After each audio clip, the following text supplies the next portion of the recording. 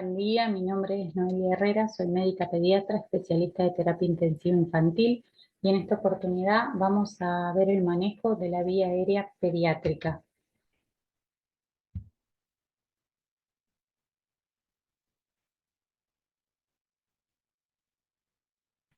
Hay que tener en cuenta con respecto a la anatomía y fisiología de la vía aérea que el paciente pediátrico no es un adulto pequeño, tiene ciertas diferencias que son particulares. Una de ellas es la nariz, que es el lugar con mayor resistencia de la vía aérea. La nariz del paciente pediátrico es corta, blanda y con narinas circulares, que se ocluyen con facilidad, tanto con edema como con secreciones. Por ende, necesita en reiteradas oportunidades ser aspirado.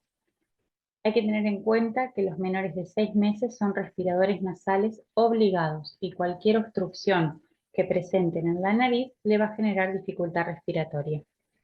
A su vez, la vía aérea superior tiene menor calibre que la de un adulto y la lengua tiene un mayor tamaño con respecto a la cavidad oral. La lengua del paciente pediátrico puede desplazarse de manera posterior hacia la faringe por disminución del tono en los momentos de sueño o por alteraciones de conciencia, generando obstrucciones de la vía aérea superior. A su vez, hay ciertos síndromes como el síndrome de Down, que generan macroglosia, o el Pierre-Robin, que genera micrognatia y son situaciones a tener en cuenta. La laringe tiene una posición cervical alta y anterior. La vamos a encontrar en C2 en un neonato, C3, C4 en niños, C5, C6 en un adulto. A su vez, tiene forma de embudo y la zona más estrecha es la del cartílago cricoide. La epiglotis de los niños es corta, estrecha y posterior y a veces genera mayor dificultad en la laringoscopía comparado con un adulto. Y a su vez el tamaño de la tráquea es 5 centímetros en el recién nacido y recién a partir de los 18 meses puede medir como mucho 7 centímetros. Esto hay que tenerlo en cuenta porque esta corta longitud nos genera a veces una intubación en un bronquio fuente derecho y la extubación accidental. Uno tiene que saber evaluar el estado respiratorio y el estado de la vía aérea. Vamos a hablar de una vía aérea despejada y libre cuando el paciente respire con normalidad, de una vía aérea mantenible o sostenible cuando tengo una obstrucción de la vía aérea, ya sea extratorácica o intratorácica, pero que yo la puedo mantener abierta con medidas simples. Cuando hay una obstrucción extratorácica, el paciente va a tener estridor, tiraje, aleteo nasal, quejido. Y si la obstrucción es intratorácica, por lo general se manifiesta a través de sibilancias. Una vía aérea no mantenible o no sostenible es una vía aérea obstruida, donde yo voy a ver un esfuerzo respiratorio visible, pero no voy a escuchar nada, el sonido está completamente ausente. Y aquí solo lo puedo mantener con acciones avanzadas como una intubación. No tengo que olvidarme de valorar el estado mental, porque por ejemplo un paciente agitado e irritable me puede hablar de una hipoxia, como así también un paciente letárgico me puede hablar con buena saturación de una hipercapnia. Y debo evaluar sí o sí la presencia de tos y reflejo nauseoso, lo cual me va a estar hablando de que el paciente todavía tiene protección de esa vía aérea. Con respecto a los sistemas de administración de oxígeno, uno tiene que tener en cuenta que existen dos sistemas, el bajo flujo y el alto flujo. El bajo flujo me va a proporcionar a mí un flujo de oxígeno menor al volumen inspiratorio del paciente.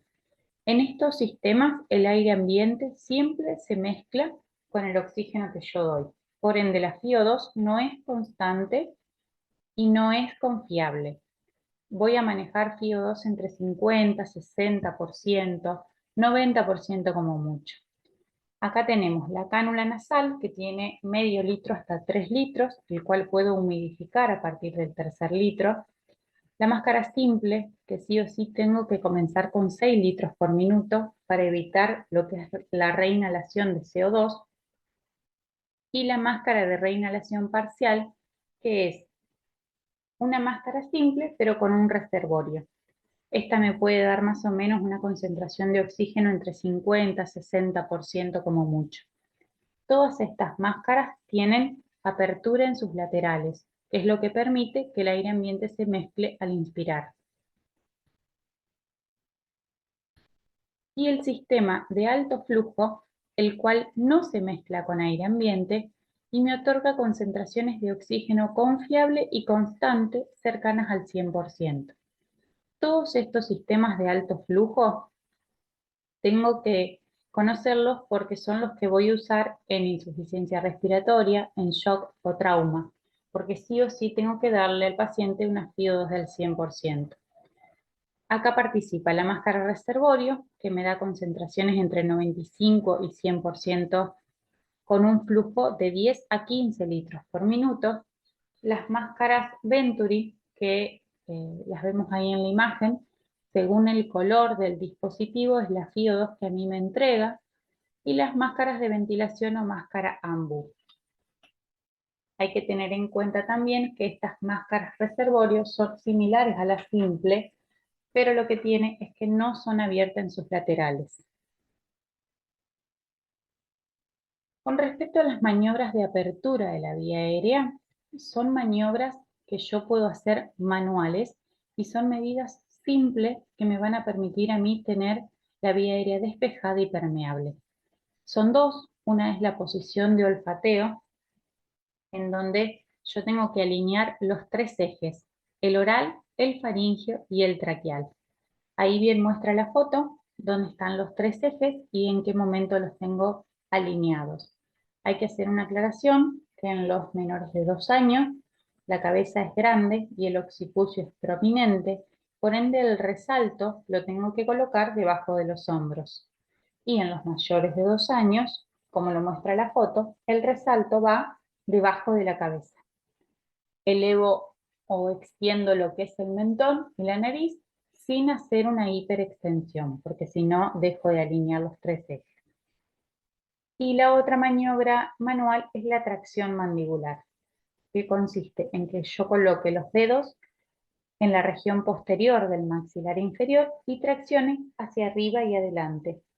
Esto mejora la oxigenación en un paciente con alteración de la conciencia. A su vez tengo también dos dispositivos que me van a permitir a mí mantener la vía aérea permeable con maniobras simples, como son las cánulas orofaringias y nasofaringias. Las cánulas orofaringias, que son las de la imagen de la derecha, son plásticas y son curvas, y tienen un conducto permeable que me permite a mí que pase el flujo aéreo y me permite una aspiración. Se tiene que extender sí o sí desde la arcada dentaria hasta la base de la lengua. Y la elección del tamaño, si bien vienen todas por color, y uno por ahí las reconoce más fácilmente, la elección del tamaño es acorde a la cara del paciente. Yo tengo que colocar la cánula al lado de la cara del paciente y tiene que ir desde el reborde de la comisura del labio al ángulo externo de la mandíbula. Ese es el tamaño para yo saber que la cánula orofaringea es la adecuada.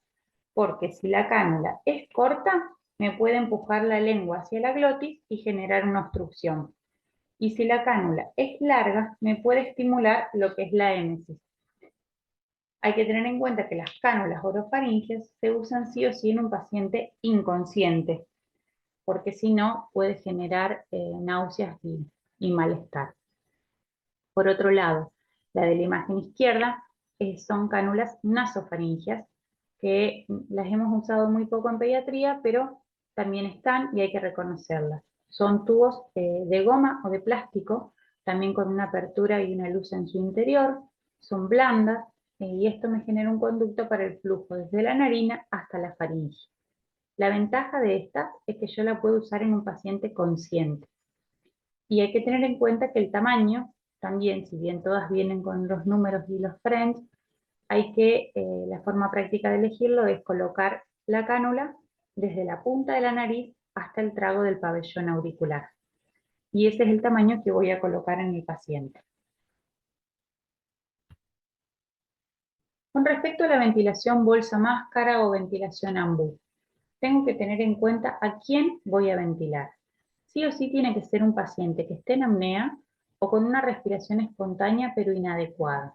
No puedo bolsear un paciente despierto o con respiraciones propias porque puedo generarle un barotrauma. Hay 3 claves para dar una buena ventilación. La primera es mantener una vía aérea abierta, que es la posición del paciente, que son las que ya vimos, que es la posición de olfateo o la tracción mandibular. La segunda es el tamaño de la mascarilla que voy a utilizar. La mascarilla tiene que cubrir desde el puente nasal hasta el mentón, cubriendo nariz y boca sin comprimir los ojos. A su vez, la máscara tiene que tener un sellado óptimo o un sellado hermético, con lo que es la técnica o sujeción EC, que consiste en que mi tercer, cuarto y quinto dedo formen una E y se colocan a lo largo de la mandíbula, como vemos en la foto. Mientras que el pulgar y el índice de la misma mano van a formar una C y van a sujetar la máscara hacia la cara del paciente. A veces, si hay 2 operadores, uno tiende a hacer esta sujeción con ambas manos y el otro tiende a dar el bolseo. Pero si estoy solo, con una mano sujeto y con la otra puedo bolsear. A su vez, el tercer punto clave es darle al paciente un volumen minuto óptimo. Y acá hago una aclaración y una salvedad con respecto a la bolsa de reanimación. Vienen de varios tamaños. En pediatría por lo general usamos 2. Una es la neonatal, que tiene 250 mililitros, y la pediátrica, que tiene entre 450 y 500 mililitros. Estas bolsas, si yo no uso la bolsa correcta, por más de que yo ventile bien, no le voy a otorgar al paciente el volumen minuto que requiere. Y ya un paciente nacido de término necesita ser bolseado con una bolsa pediátrica. Así que eso hay que tenerlo en cuenta. Y como último les puse presión cricoidea como una discusión, porque actualmente está en discusión si hay que hacerlo o no. La presión cricoidea, normalmente en un paciente inconsciente, me va a reducir la distensión gástrica y me va a disminuir el riesgo de aspiración. Pero las últimas actualizaciones sugieren no hacerlas porque puede generar una obstrucción de la vía aérea o si está mal hecha pueden no permitir una buena ventilación. Entonces, en la actualidad no está muy usada. Con respecto a todo lo que hablamos hasta ahora, es todo el manejo simple de la vía aérea y cómo permeabilizar una vía aérea. Yo paso ahora al manejo avanzado de la vía aérea, que voy a hablar propiamente dicho de la intubación traqueal. ¿A qué paciente voy a intubar? Ahí tenemos bien descrito algunas de las indicaciones de intubación, como la insuficiencia respiratoria, el aumento del trabajo respiratorio, la obstrucción de vía aérea, la inestabilidad hemodinámica, pérdida o alteración de los reflejos de la protección de vía aérea, que era el reflejo de tos y el reflejo nauseoso, traumatismos de cráneos graves con un Glasgow menor a 8 o necesidad de sedación profunda. Tengo que tener en cuenta que antes de intubar, tengo que preparar todo lo necesario. No me puede faltar nada cuando el paciente ya está previo a intubación. Lo principal es una fuente de oxígeno porque yo tengo que hacer una preoxigenación con oxígeno al 100%. El paciente tiene que estar monitorizado siempre con frecuencia cardíaca, tensión arterial y saturación.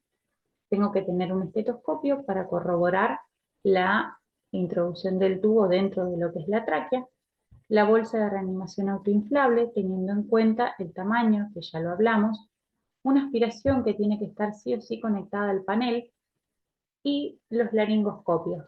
Por lo general uno hace la elección entre rama recta o rama curva, pero siempre tiene que estar la otra rama del mismo tamaño también en la mesa de preparación. El tubo endotraqueal voy a tener el número que yo elegí, pero siempre tengo que tener uno menor y uno mayor, como así también la cinta adhesiva para la fijación y los fármacos por si tengo un paciente que requiere una secuencia de intubación rápida, todos los fármacos necesarios. Con respecto a la elección de los laringoscopios, tenemos dos tipos de laringos, rama recta y rama curva.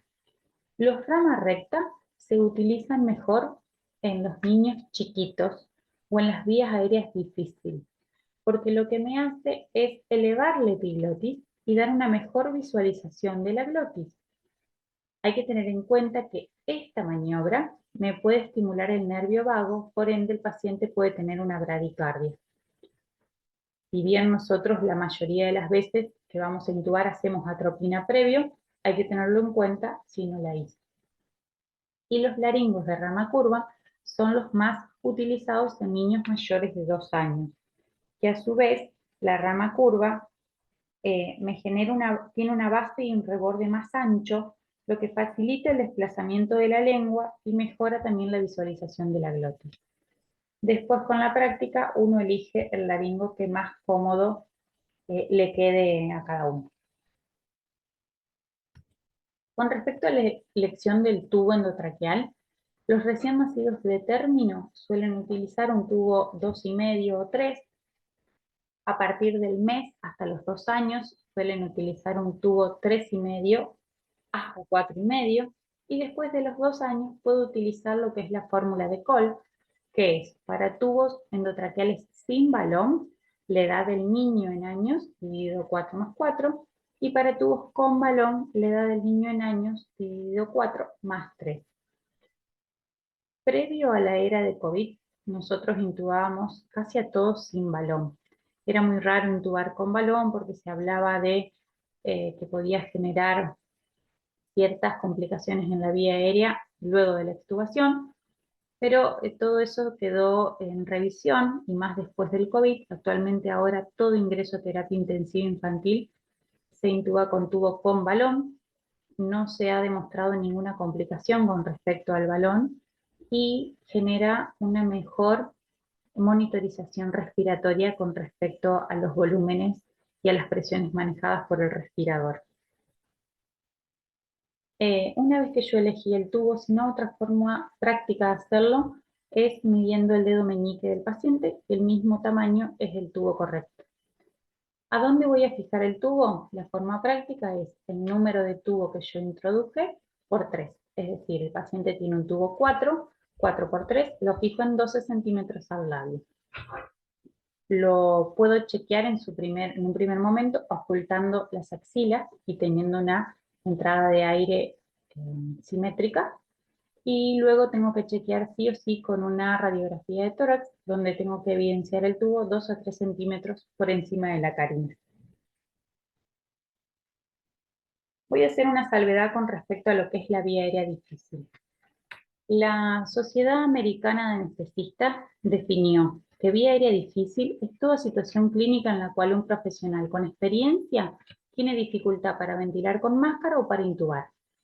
A su vez hay 2 o 3 diferencias como ventilación dificultosa con máscara, que es aquel paciente que yo no lo puedo hacer saturar más de 90%, aún otorgándole frío al 100%.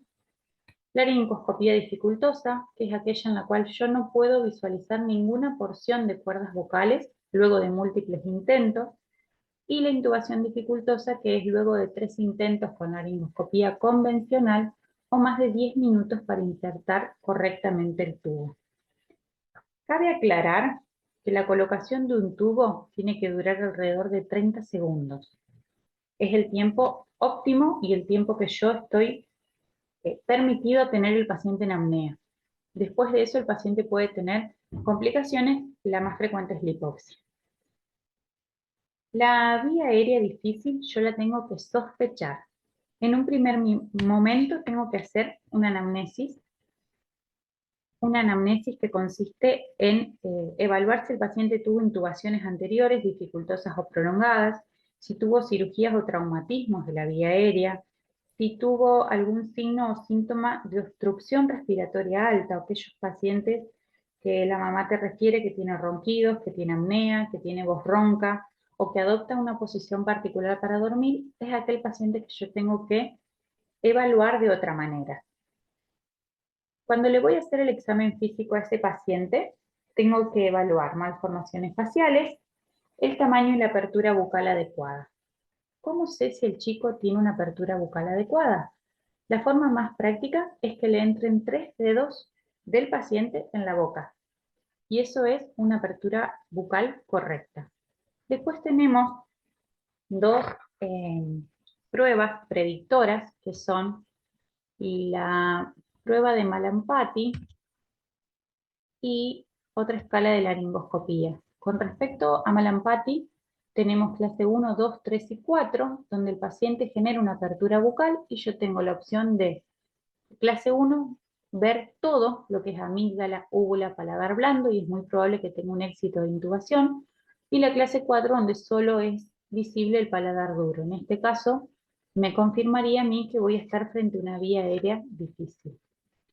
Y la laringoscopía, que también se puede evaluar con la escala de Cormack-Lenz, donde tengo el grado 1, que es el que todos deseamos tener, que es visualizar el anillo glótico en su totalidad, viendo epíglote y viendo cuerdas vocales, hasta el grado 4, donde hay imposibilidad para visualizar incluso la misma epíglotis. Si yo hice todo esto y ya estoy sabiendo que voy a tener una vía aérea difícil, la cual es muy infrecuente en pediatría, pero es muy frecuente en pacientes sindrómicos, tengo que saber qué utilizar. Y para esto tenemos ciertos dispositivos para el manejo de vía aérea difícil. El más utilizado y el que pueden encontrar en cualquier guardia pediátrica son las máscaras laringias.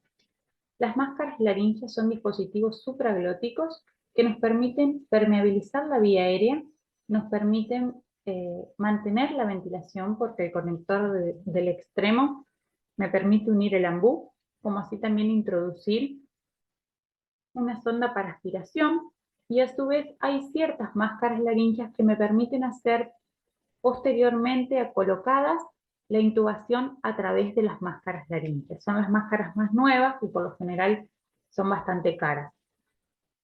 Con respecto a la elección de las máscaras laringias, el tamaño es según el peso del paciente y la recomendación del fabricante, al igual que el volumen que requiere de inflado el balón.